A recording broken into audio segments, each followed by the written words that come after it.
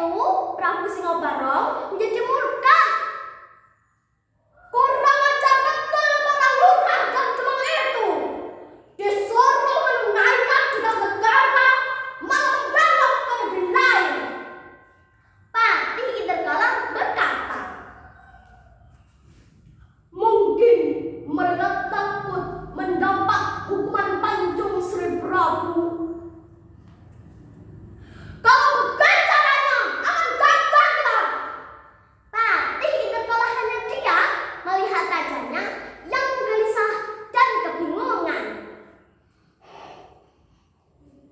Jangan! Bentak Prabu Singobarong. Jangan hanya jawab saja. Carilah cara agar Dewi Sanggalangi dapat menjadi istriku. Ampun Sri Prabu. Patih Inderkala berkata dengan terbata-bata. Menurut hamba hanya ada satu cara untuk bisa mendapatkan Dewi Sanggalangi. Cepat katakan bagaimana caranya. Hamba akan menyelidiki sampai di mana Prabu Klono Siwandono menyiapkan semuanya. Bila ternyata Prabu Klono Siwandono sudah menyiapkan semuanya, barulah kita rampas secara paksa dan memperlihatkannya kepada Dewi Sanggalangi di Kediri.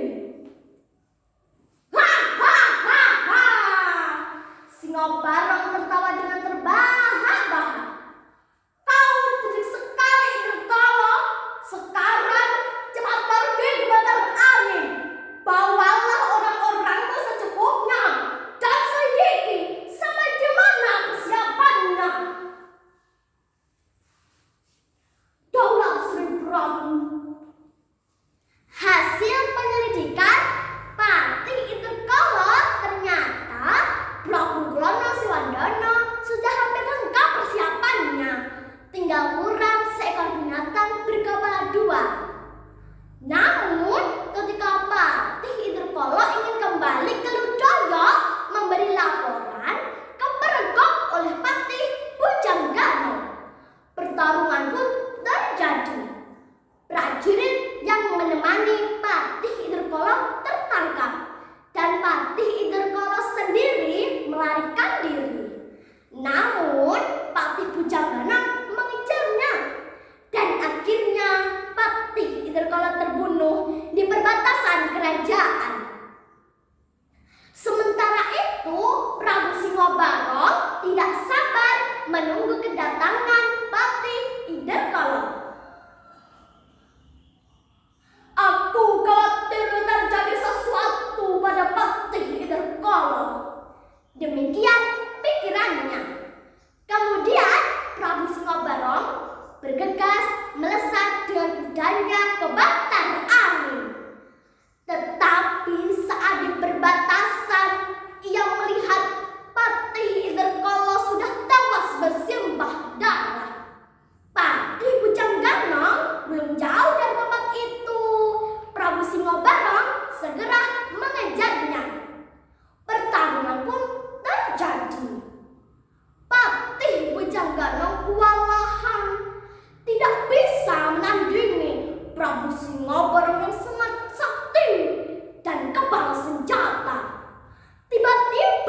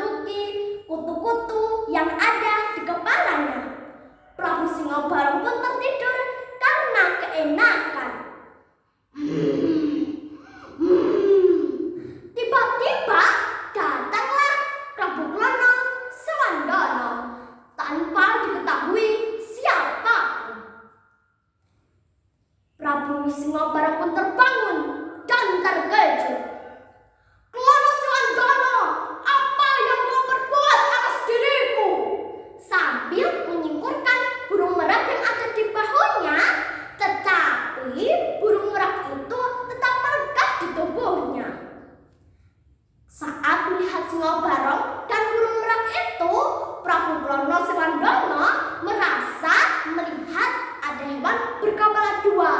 Dia pun mengeluarkan pecut saktinya yang bernama Pecut Samandiman.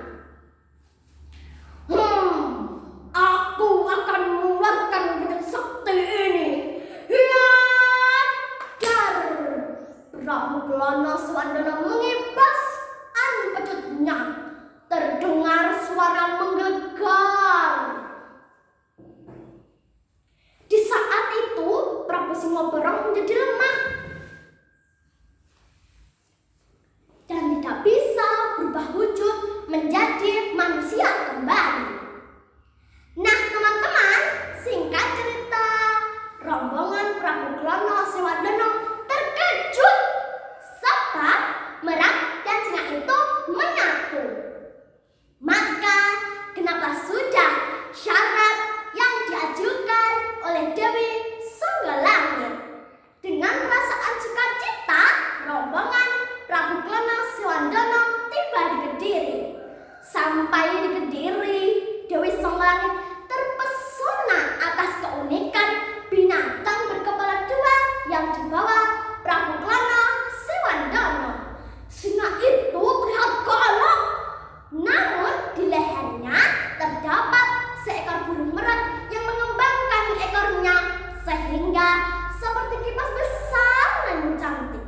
Di samping binatang itu berdiri Prabu Klono Sewandana dengan gagah memegang pecut Samandiman. Sementara di belakang 140 ekor kuda kembar menari dengan riang. Terpesona, aku terpesona. Wah, aku belum pernah melihat pertunjukan sebagus ini. Aku terpesona, kata Dewi Songgolangit. Nah teman-teman, pada akhirnya Dewi Songgolangit menerima lamaran dari Prabu Klono Sewandana. Raja Kediri merasa lega. Pernikahan pun digelar dengan meriah. Sampai saat ini pertunjukan yang disuguhkan Klono Sewandana masih ada dan dinamakan Rel Panaraga.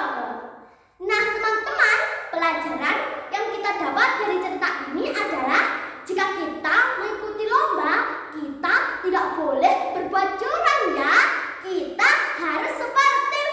Jangan lupa gemar membaca anak Indonesia. Salam literasi. Wassalamualaikum warahmatullahi